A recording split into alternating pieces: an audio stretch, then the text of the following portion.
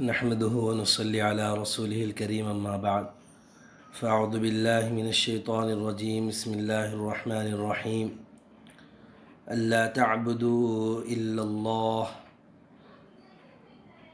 صدق الله العظيم اللهم صل وسلم وبارك على سيدنا محمد وعلى آله وأصحابه أجمعين سبحان ربك رب العزة عما يصفون وسلام على المرسلين والحمد لله رب العالمين۔ محترم سامعین، آج آپ کے سامنے پارہ 12 کا خلاصہ پیش کیا جا رہا ہے اور اس کی شروعات سورہ ہود سے ہوتی ہے۔ سورہ ہود مکی صورت ہے، یعنی مکے میں نازل ہوئی۔ اس صورت میں جو واقعات سورہ یونس پارہ 11 میں آئے ہیں تفصیل کے ساتھ، یہاں پر بھی اور زیادہ تفصیل کے ساتھ اس صورت کے اندر واقعات آئے ہیں۔ بتانے کا مقصد یہ ہے کہ اللہ تعالیٰ کی نافرمانی بڑی بڑی زور آور قوموں کو تباہ کر چکی ہے، اور جب انسان اس نافرمانی کی وجہ سے اللہ تعالیٰ کے عذاب کا مستحق ہو جائے تو چاہے وہ کتنے بڑے نبی سے قریبی رشتہ کیوں نہ رکھتا ہو، اس کا یہ رشتہ اسے عذاب خدا سے نہیں بچا سکتا۔ جیسا کہ حضرت نوح علیہ السلام کے بیٹے حضرت لوط علیہ السلام کی بیوی کو نہیں بچا سکا۔ اس صورت میں اللہ کے عذاب کے واقعات اتنے مؤثر انداز میں بیان ہوئے ہیں اور دین پر استقامت کا حکم اتنی تاکید سے دیا گیا ہے کہ ایک دفعہ حضور پاک صلی اللہ علیہ وسلم نے فرمایا کہ مجھے سورہ ہود اور اس جیسی صورتوں نے بوڑھا کر دیا ہے۔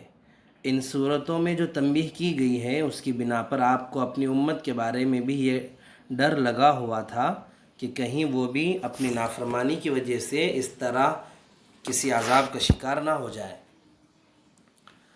بہرحال اس صورت کے اندر اللہ تعالیٰ فرماتے ہیں، یہ کتاب نبی کو حکم دیتی ہے کہ وہ لوگوں سے یہ کہیں کہ اللہ کے سوا کسی کی عبادت نہ کرو، میں اس کی طرف سے تمہیں آگاہ کرنے والا، خوشخبری سنانے والا ہوں، اور یہ ہدایت دیتا ہوں کہ اپنے اللہ سے گناہوں کی معافی مانگو، پھر اس کی طرف رجوع ہو۔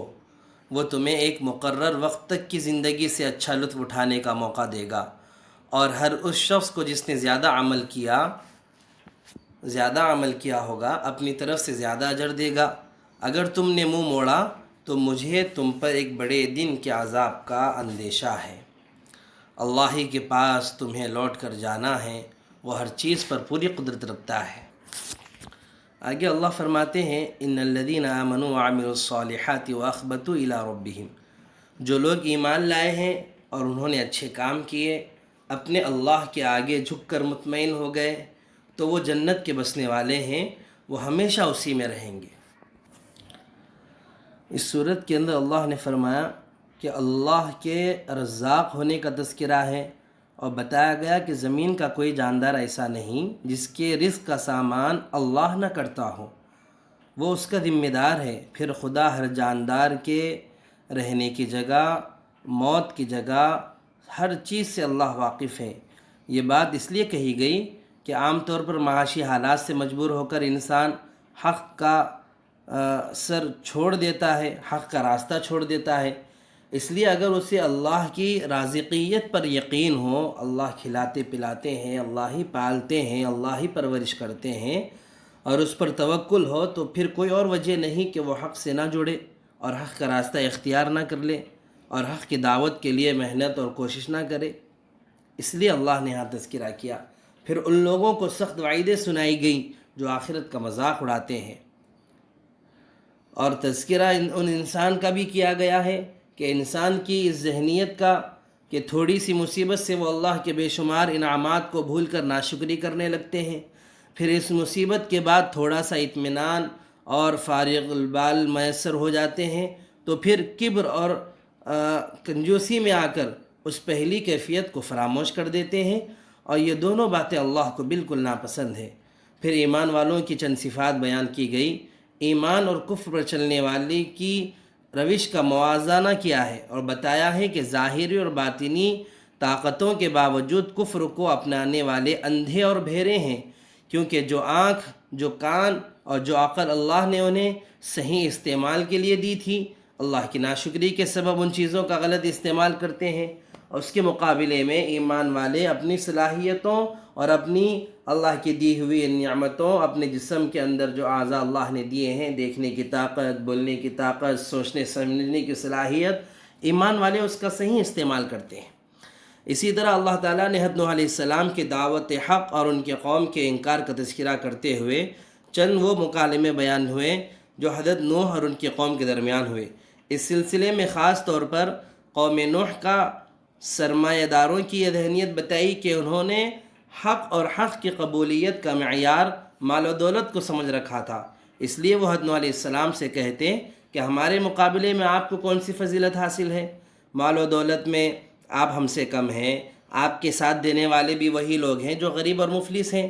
یہ طعنے دینے لگے اور کہنے لگے بھلا ان کا یہ منہ کہ ہمارے ساتھ بیٹھ سکیں، یعنی اتنے طعنے دینے لگے کہ آپ کے ساتھ تو وہ لوگ بیٹھتے ہیں جو ہمارے ساتھ بیٹھنے کی اوقات بھی نہیں رکھتے۔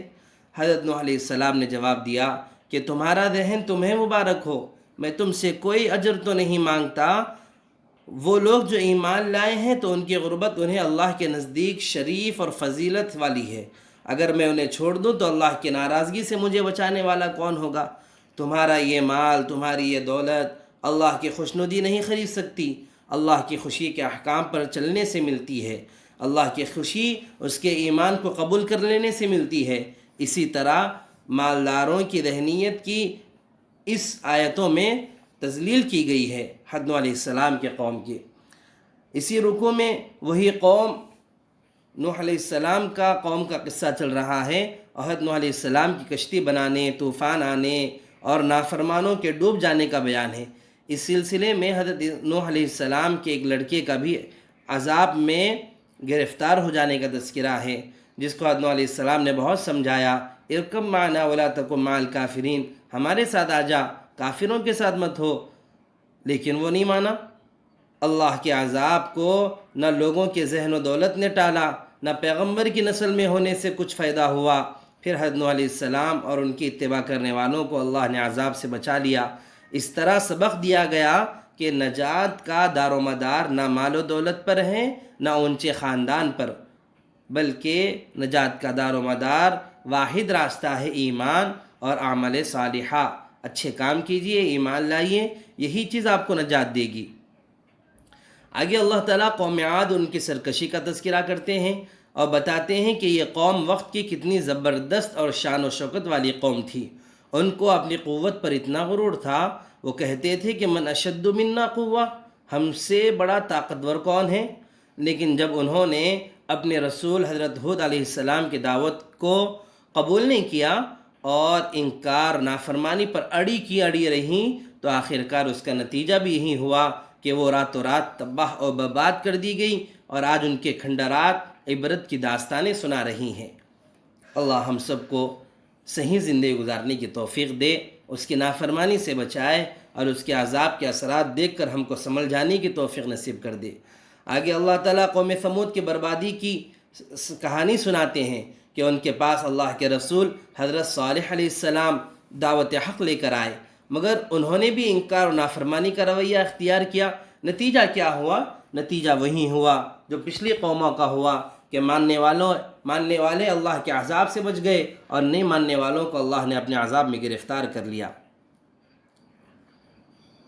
آگے اللہ تعالیٰ مدین والوں کی دنیا پرستی، مال و دولت کی لالچی اور ان کے اندر مال و دولت کا جو لالچی پن تھا اس کا تذکرہ اللہ فرماتے ہیں کہ ان کے رسول حضرت شعیب علیہ السلام ان کو مسلسل اللہ کا پیغام سناتے رہے، بتاتے رہے، مگر ان لوگوں کے دلوں میں مال و دولت کی ہوس نے اس قدر جڑ پکڑ لی تھی کہ ہدایت کو قبول ہی نہیں کرتے، بلکہ ہدایت کو قبول کرنا ان کے لیے ناممکن ہو گیا۔ ناپ تول میں کمی کرتے تھے اور کاروبار میں ان کا خاص پیشہ بن چکا تھا کہ ڈنڈی مار کر دو، ناپ تول میں کمی کر کے دو۔ اللہ کے بندوں کے حقوق کو ادا ہی نہیں کرتے تھے۔ نتیجہ کیا ہوا کہ مدین والوں کو بھی اللہ تعالیٰ نے اسی طرح عذاب الہی کی گرفت میں لے لیا جس طرح اللہ نے پچھلی قوم عاد اور قوم ثمود کو لیا۔ آگے اللہ تعالیٰ حضرت موسیٰ علیہ السلام کی دعوت حق کا تذکرہ کر رہے ہیں اور فرعون کے انکار اور اس کی نافرمانی، اس کا تکبر بیان کرتے ہیں۔ پھر گزشتہ آخری 5 رکوعوں میں جو تاریخی حقائق ہیں، ان قوموں پر جو عذاب آئے تھے ان کے اسباب پر روشنی ڈالی، جس طرف ابھی اشارات کیے جا چکے ہیں۔ پھر کہا کہ ان تباہ شدہ قوموں کے کھنڈرات اب تک موجود ہیں، وہ صرف اس لیے کہ عبرت کی آنکھیں ہوں تو فائدہ اٹھایا جا سکتا ہے، سوچنے سمجھنے صلاحیت اللہ نے دی ہے۔ تو اندازہ لگا سکتے ہیں کہ جن لوگوں نے اللہ کی نافرمانی کی، اللہ کے لائے ہوئے دین کو نہیں مانا، اللہ کے بھیجے ہوئے انبیاء پر کلمہ نہیں پڑھا اور ان کی اتباع نہیں کی، تو اللہ نے ان کو کیسے عذاب اور کیسے اپنے تباہ کن عذاب میں اللہ نے گرفتار کر دیا۔ آگے اللہ فرماتے ہیں وَكَذَلِكَ أَخْذُ رَبِّكَ إِذَا أَخَذَ الْقُرَىٰ وَهِيَ ظَالِمَةٌ، جو بستیاں ظالم ہوتی ہیں تمہارا اللہ جب ان کو گرفت میں لیتا ہے تو اس کی پکڑ ایسی ہی ہوتی ہے، واقعی اس کی پکڑ بڑی دردناک اور بڑی سخت ہے۔ ان ساری باتوں میں اس شخص کے لیے بڑی عبرت ہے جو آخرت کے عذاب سے ڈرتا ہو۔ وہ ایسا دن ہوگا جس کے لیے تمام لوگوں کو اکٹھا کیا جائے گا، اور وہ ایسا دن ہوگا جسے سب کے سب کھلی آنکھیں دیکھ سکیں گے۔ جب وہ دن آ جائے گا تو کوئی اللہ کی اجازت کے بغیر بات تک نہیں کر سکے گا، پھر ان میں کوئی برے حال میں ہوں گے اور کچھ اچھے حال میں ہوں گے۔ چنانچہ جو برے حال میں ہوں گے وہ دوزخ میں ہوں گے، جہاں ان کے چیخنے چلانے کی آوازیں آتی ہوں گی۔ یہ اس میں ہمیشہ ہمیش رہیں گے جب تک آسمان اور زمین قائم ہیں، الا یہ کہ تمہارے اللہ ہی کو کچھ اور منظور ہو۔ یقیناً ہمارا اللہ جو ارادہ کر لے اس پر اچھی طرح عمل کرتا ہے۔ اللہ ہم سب کو دوزخ کے عذاب سے بچا لے۔ اور جو لوگ خوشحال ہوں گے، آرام میں ہوں گے، وہ جنت میں ہوں گے جس میں وہ ہمیشہ ہمیش رہیں گے جب تک آسمان و زمین قائم ہے، مگر یہ کہ اگر اللہ تمہارا کچھ اور منظور ہو۔ یہ ایک ایسی عطا ہوگی جو کبھی ختم نہیں ہوتی ہوگی۔ لہذا اے نبی، یہ مشرکین جن بتوں کی عبادت کرتے ہیں ان کے بارے میں ذرا بھی شک میں نہ رہنا، یہ تو اسی طرح عبادت کر رہے ہیں جیسے ان کے باپ دادا پہلے ہی عبادت کیا کرتے تھے، اور یقین رکھو کہ ہم ان سب کو ان کا حصہ پورا چکا دیں گے، جس میں کوئی کمی نہیں ہوگی۔ جس کو جو عذاب دینا ہے اللہ برابر ان کو وہ عذاب دے گا۔ اور مسلمانوں کو مخاطب کر کے کہا گیا ان ظالم لوگوں کی طرف ذرا بھی نہ جھکنا، کبھی دوزخ کی آگ تمہیں بھی آ پکڑے اور تمہیں اللہ کو چھوڑ کر کسی قسم کے دوست میسر نہ آئے، پھر تمہاری کوئی مدد بھی نہیں کرے گا۔ اے نبی جی، دن کے دونوں سروں پر اور رات کے کچھ حصوں میں نماز قائم کیجیے، یقیناً نیکیاں برائیوں کو مٹا دیتی ہے۔ یہ ایک نصیحت ہے ان لوگوں کے لیے جو نصیحت مانیں۔ دن کے دونوں سروں سے مراد فجر اور عصر کی نمازیں ہیں۔ بعض مفسرین نے ان سے فجر اور مغرب کی نمازیں مراد لی ہیں، اور رات کے حصوں کی نماز سے مراد مغرب، عشاء اور تہجد کی نماز ہے۔ برائیوں سے یہاں مراد صغیرہ گناہ ہے۔ قرآن و سنت کے بہت سے دلائل سے یہ بات ثابت ہوتی ہے کہ انسان کے جو چھوٹے گناہ ہیں ان کا کفارہ نیک کاموں سے ہو جاتا ہے۔ یعنی آدمی کوئی چھوٹا موٹا گناہ کر لے، اس کے بعد نیکی بھی کر لے کوئی اچھے کام، تو وہ اچھے کام اس چھوٹے موٹے گناہ کے لیے ربڑ کا استعمال ہو جاتی ہے، یعنی مٹ جاتے ہیں۔ چنانچہ وضو اور نماز دوسرے تمام کاموں کی خاصیت یہ ہے کہ وہ انسان کے چھوٹے چھوٹے گناہوں کو مٹا دیتی ہے۔ آگے اللہ فرماتے ہیں صبر سے کام لو، اس لیے کہ اللہ نیکی کرنے والوں کے اجر کو ضائع نہیں کرتے۔ آگے اللہ فرماتے ہیں کہ آسمانوں اور زمین میں جتنے چھپے ہوئے بھید ہیں وہ سب اللہ کے علم میں ہیں، اور اسی کی طرف سارے معاملات لوٹائے جائیں گے۔ لہذا اے نبی، اس کی عبادت کرو اور اس پر بھروسہ رکھو، اور تم لوگ جو کچھ کرتے ہو تمہارا اللہ اس سے باخبر ہے، بے خبر نہیں ہے۔ یہاں پر بظاہر نبی کو حکم دیا گیا، لیکن نبی کے ذریعے ساری انسانیت کو خطاب کیا جا رہا ہے کہ ہم اللہ کی عبادت کریں، مشکل سے مشکل حالات میں بھی اللہ پر امید کی نگاہیں جڑی کی جڑی رکھیں، مایوس مت ہوئیے۔ انشاءاللہ جو یہ وقت گزر رہا ہے، یہ جو لاک ڈاؤن ہمارے سامنے بدترین صورتحال رکھی ہے، اللہ سے امید ہے کہ اللہ پاک بہت جلد اس لاک ڈاؤن کو ختم کرے گا، اور کرونا وائرس جیسی مہلک بیماری کو بھی اللہ جڑ سے ختم کرے گا انشاءاللہ۔ لیکن شرط یہ ہے میرے عزیزو، ہم اللہ کی طرف آ جائیں۔ وہ اللہ ناراض ہے، اس کی نشانی اس سے بڑھ کے اور کیا ہو سکتی ہے کہ رمضان جیسا مقدس مہینہ آپ کو ملا ہو، اور اس میں بھی آپ چاہ کر اپنی وہ عبادتیں نہیں کر سکتے جو کرنی چاہیے تھی۔ لیکن جو بھی اپنے اپنے مقام پہ آپ کر لیں، لیکن حال یہ ہے امت کا، بڑے افسوس کے ساتھ اور بڑے گھٹن کے ساتھ میں آپ کے سامنے کہہ رہا ہوں کہ آج اس وقت میں بھی ہمارے بہت سے لوگ صحیح طرز پر زندگی نہیں گزار رہے ہیں۔ آپ دیکھیے، اپنے اپنے گھروں کا جائزہ لیجئے، ہمارے کتنے بچوں کے ہاتھ میں آج قرآن ہے، اور کتنے بچے اور بچیوں کے ہاتھ میں فون لگا ہوا ہے، اور کتنے ہمارے مردوں کے ہاتھ میں فون کی لعنت ہے، اور کتوں کے ہاتھ میں مقدس قرآن ہے۔ آپ دیکھ لیجئے، آپ فیصلہ کیجئے۔ اچھے اچھے گھرانوں کی بات کہہ رہا ہوں میں، جو دیندار گھرانے کہلاتے ہیں، جو نمازی گھرانے کہلاتے ہیں، جن کے گھروں میں حاجی لوگ ہیں، عمرے سے عمرہ کر کے آئے والے لوگ ہیں، جن کے گھروں میں ان کے خواتین الحمدللہ قرآن کی پابند ہیں، لیکن مردوں کا کیا؟ میں نے گزشتہ بھی کہا تھا کہ میرے عزیزو، یہ وقت ہے سنبھل جانے کا، یہ وقت ہے اللہ کی طرف لوٹ آنے کا، یہ وقت ہے گناہوں کی زندگی سے اپنے آپ کو دور کر لینے کا، یہ وقت ہے جیسے تم خنزیر کو دیکھ کر دور بھاگ جاتے ہو کہ کہیں وہ ہم کو لگ نہ جائے، کہیں ہمارے کپڑے ناپاک نہ ہو جائے، اس سے کہیں زیادہ آپ کو گناہوں سے نفرت کرنی چاہیے، اس سے کہیں زیادہ آپ کو جہنم سے ڈرنے کی کوشش کرنی چاہیے، اس سے کہیں زیادہ آپ کو اللہ ناراض نہ ہو جائے اس کی فکر کرنی چاہیے۔ آج بھی وقت ہے، آج بھی آپ اپنے روٹے ہوئے رب کو منا لیجئے، اس کے دربار میں دو آنسو گرائیے۔ آج ہر انسان اپنی اپنی جگہ پہ پریشان ہے، کیا ہندو، کیا مسلم، کیا سکھ، کسی بھی سماج کے ہو، کس انسان تو ہے نا، ہر جگہ اپنے اپنے جس فیلڈ میں جو انسان ہو وہ ہر جگہ پریشان ہے، ہر جگہ پریشان ہے، لیکن پریشانی دور ہو سکتی ہے۔ ان مع العسر یسرا فان مع العسر یسرا، کہ ہر مشکل کے بعد راحت ہوگی، ہر رات آتی ہے تو دن کا آنا یقینی ہے، اس لیے یہ مشکل دور ہے، یہ بھی وقت گزر جائے گا، لیکن شرط یہ ہے کہ آپ اس روٹھے ہوئے رب کو منا لیجئے، اس اللہ کے سامنے گڑ گڑا لیجئے، اپنے اللہ کو اپنے سے خوش کروا لیجئے، اس اللہ کو راضی کر لیجئے۔ ہر رات اللہ آخر حصے میں انسانوں کے پاس ندا لگاتے ہیں، ہے کوئی جو مانگنے والا میں اس کو عطا کروں، ہے کوئی بخشش چاہنے والا میں اس کی بخشش کر دوں، ہے کوئی جنت کا طلبگار میں اس کو جنت دے دوں، ہے کوئی مجھ سے سکون مانگنے والا میں اس کو سکون دے دوں۔ لیکن کتنے ہیں اللہ کی اس آواز پر لبیک کہتے ہوئے، اپنی جھولی کو پھیلاتے ہوئے، اپنے آنکھوں سے آنسو گراتے ہوئے، اپنی زبان کو لرزہ اندام بنا کر اس اللہ سے مانگنے والے کتنے ہیں؟ آپ غور کر لیجئے، ہر آدمی اپنے اپنے گھر میں سوچ لیجئے کتنے ہیں۔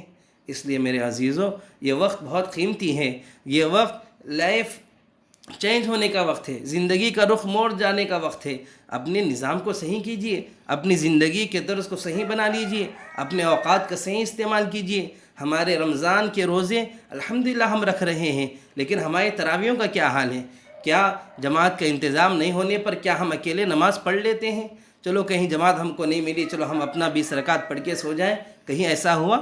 سوچیے آپ، دن کی عبادت روزہ، رات کی عبادت نماز، ہم کتنا اس پہ پابند کر رہے ہیں۔ اس کے علاوہ یہ رمضان قرآن کا مہینہ ہے، اس مہینے میں قرآن کا نزول ہوا ہے، اس مہینے کے اندر تلاوت کے اجر و ثواب کو بڑھا دیا جاتا ہے، لیکن کتنے ہیں جو لوگ کرتے ہیں؟ آپ سوچئے، اپنے بارے میں سوچئے، یہ مت سوچئے کہ مجھے پڑھنا کتنا مشکل ہے، بس آپ لے کے بیٹھ جائیے، قرآن کا چھونا بھی ثواب، اس کو دیکھنا بھی ثواب، اس پر انگلیوں کا پھیرنا بھی ثواب۔ اپنی تڑپ تو اللہ کے سامنے رکھیے، کھول کر بیٹھ جائیے، کچھ آنسو گرا دیجئے، مولا میں کتنا بد نصیب ہوں، تیرا قرآن پڑھ نہیں پا رہا ہوں، میری زندگی یوں ہی گزر رہی ہے، اے اللہ مجھ سے جتنا ہو سکتا ہے میں اتنا کر رہا ہوں۔ خالی انگلیاں پھیر دیجئے، آپ خالی آنکھوں سے آیتوں کے لکھے ہوئے نقشوں پر آنکھوں کو گزار دیجئے۔ پڑھنا نہیں آتا ہے، پڑھنا جیسا تو کر لیجئے، اتنا تو آپ کر سکتے ہیں۔ اس لیے میرے عزیزو، جو چیزیں ہمارے اختیار میں ہیں وہ آپ کر سکتے ہیں۔ بہت میں تکلیف سے آپ کو یہ باتیں کہہ رہا ہوں، میں دیکھ رہا ہوں، چل پھر کر دیکھتا ہوں، دوستوں میں، رشتہ داروں میں جاتا ہوں، مجھے ایسا ماحول کہیں نہیں ملا کہ کہیں سے خالی وقت میں قرآن کی آوازیں آتی ہو۔ ہاں، ایک فیشن بن گیا کہ بھئی فون کے اسپیکر میں قرآن لگا دیے، بس اس کو سن لیتے بیٹھے ہوئے ہیں۔ ہاں یہ بھی ثواب ہے، لیکن اس سے کہیں زیادہ آپ بھی تو پڑھیے نا، آپ کی زبان سے بھی قرآن کے الفاظ نکلیں، آپ کی زبان سے بھی نکلیں، آپ بھی پڑھیں قرآن، آپ بھی دیکھیں کھول کر کیا ہے۔ بہرحال جو باتیں میں نے کہی ہیں وہ آپ کے فائدے کے لیے کہی ہیں۔ آپ یہ مت سوچیے کہ مولوی صاحب کیا پیچھے لگ گئے بھائی، انہوں کیا جب بولے جب قرآن حدیث قرآن حدیث۔ نہیں میرے بھائیوں، جو باتیں کہتا ہوں آپ ہی کے لیے، آپ ہی کے فائدے کے لیے کہتا ہوں۔ یہی قرآن حدیث ہے جو کل قیامت میں آپ کو جہنم کے عذاب سے بچا کر جنت تک لے جائے گا۔ یہی وہ چیزیں ہیں جو اللہ کو خوش کرنے میں سب سے اہم رول ادا کرے گی. اس لیے جو باتیں میں نے آج کہی ہیں اس پر سب عمل کرنے کی کوشش کریں، دوسروں کو بھی یہ باتیں سنائیں. آگے سورہ یوسف ہے، انشاءاللہ کسی موقع پر مکمل سورہ یوسف کی تفسیر آپ کے سامنے کی جائے گی. آج کے لیے بس اتنا ہی. بس اللہ سے دعا کریں کہ کہنے والا بھی عمل کا محتاج ہے، سننے والے بھی عمل کے محتاج ہیں. اللہ ہر ایک کو عمل کرنا آسان فرمائے. وما علینا الا البلاغ.